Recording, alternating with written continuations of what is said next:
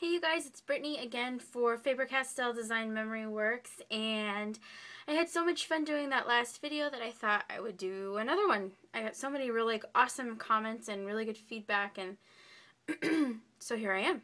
I wanted to do another one. Sorry, I have the scratchiest throat on earth today. So I just decided, I had thought about maybe doing a watercolor last time and doing some actual art. But I decided I'm so not an artist. I'm at the core of everything a scrapbooker, and I miss it. I feel like I don't get to do it very much anymore, at least not as much as I'd like to, especially not for myself. And so I thought I would just go back and do a layout and try to combine, you know, the two loves, which I started with scrapbooking and preserving all, you know, your memories, and then kind of morphed into more of a creative outlet rather than memory preserving, and that turned into more mixed media art and canvases, and so I thought I'd try to merge the two back together, which is really probably the best way to do any of this stuff, really. So yeah, I'm gonna do a layout, and I always use white just because I'm boring like that. And what I've done is cut it to 11.5 by 11.5. And the reason that I do that, especially if I'm going to do something when I'm using lots of sprays or mist, anything with water in it, is the more your page is going to ripple and wrinkle, the more you're going to need something to back it and give it some stability. And also, for some reason, I just really like the look of a matted page. I just always wind up doing that. So what you're going to need is a base paper, and if you wanted to use craft or black or whatever solid paper, you can totally do that. You could really even use patterned, but I think that some of the techniques that we'll do will show it best on white. And then I scrap the same pictures over and over and over because, well, I don't have any pictures. My husband won't take them. I have no children, so I guess I better procreate. Anyway, so I am just going to use this little guy here, and it's, I think it's a Simple Stories, just piece of paper that I cut down, and what I've done to it, and you might be able to sort of see it, it's sort of see-through now because I cut it out, and then I sprayed it down with Mod Podge, and it's, let me grab it, it's this stuff, it's Mod Podge, clear acrylic sealer, that's hard to say, and it's gloss. And it took a lot of spraying. I put one coat on and I was like, oh, you can't even tell. So if you do this, just know you have to put a lot on there.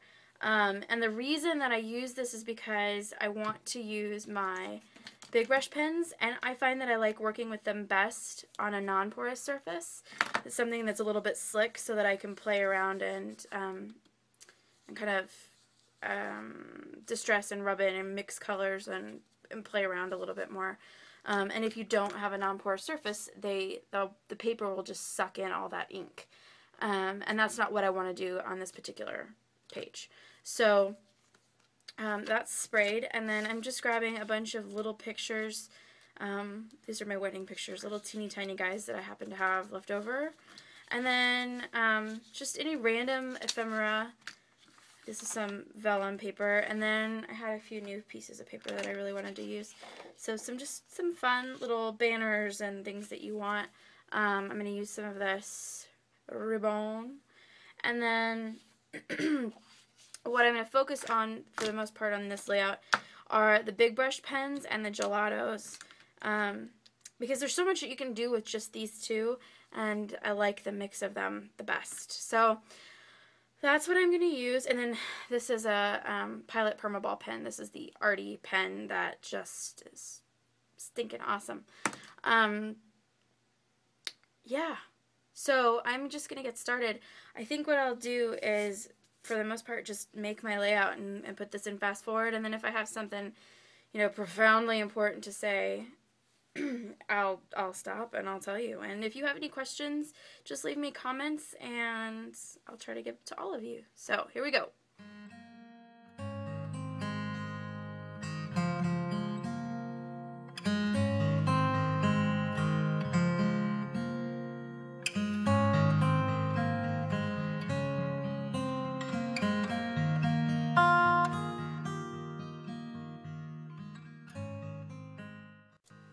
guess I should take a second here to show you exactly why I'm doing what I'm doing.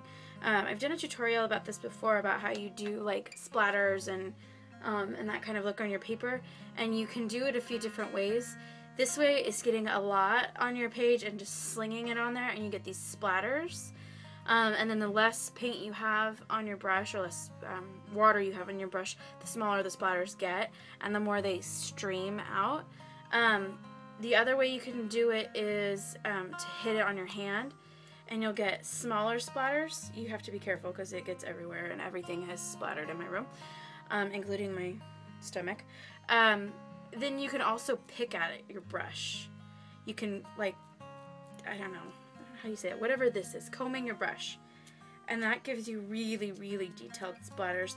And it's really good if you're, if you were to make a mask and you wanted to fill it in and pull it away, if you did this like combing technique, you'd get really, really detailed splatter dots, but that fill in an area better, like a really small area. Whereas this is more just to get some color on the page.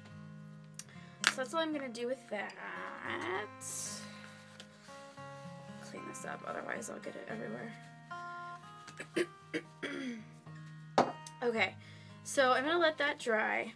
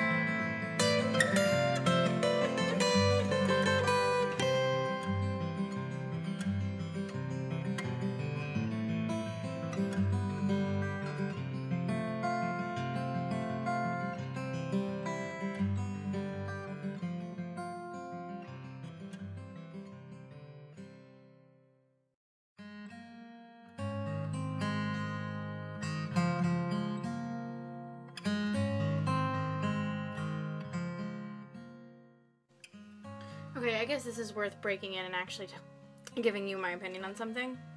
I bought this, and it's adorable and pink and battery operated. It has a little light. La.